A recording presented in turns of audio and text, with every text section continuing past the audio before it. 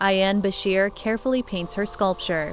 It's a replica of her mother's hands, a piece that's very personal to her. It's going to be like a tribute to my mom because I feel like she supports the arts that I do a lot of the time. It's just for her to come out and actually see her hands replicated with her skin tone and the original Somali henna with black and orange. I think she would be so excited to see it.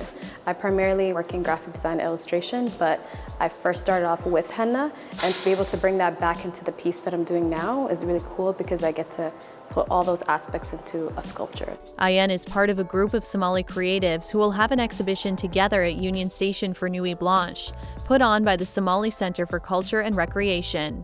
Through different mediums, the exhibition showcases the culture and history of Somali people in Canada. Asma Bana says she's using photography to highlight a feeling she and others have experienced before. The title is We Have a Seat at the Table, and the concept behind it is basically trying to address how Somalis feel within the society and how we don't feel like we belong or fit in. It's like something that I've dealt with personally, where I feel like in the corporate world, as like a creative director, as a UX designer, I didn't feel like I fit in.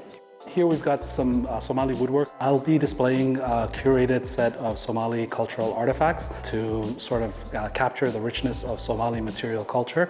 We often hear about Somalia being the land of poets, but there's also a lot of richness in the artifacts, a lot of craftsmanship, and we're hoping to put that on display. A cultural center for the Somali community to gather and showcase art year-round has been a long-time dream. After decades of advocacy, the space is finally coming to fruition. Community leaders say they're working with the city to secure land and hoping for funding from other levels of government to help get construction underway. The biggest thing about Somalis is that we actually are artists. Like, we are poets, we are storytellers, we actually create a lot. Like my mom, she learned how to weave and she knits. So art is like a part of us.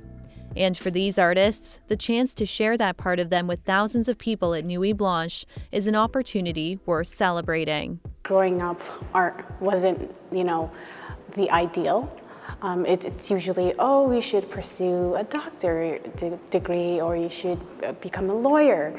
So being an artist and kind of not proving myself wrong or proving my family wrong, but it's just proving the world that I'm capable of, producing art and showing that through my culture is such a huge impact for me.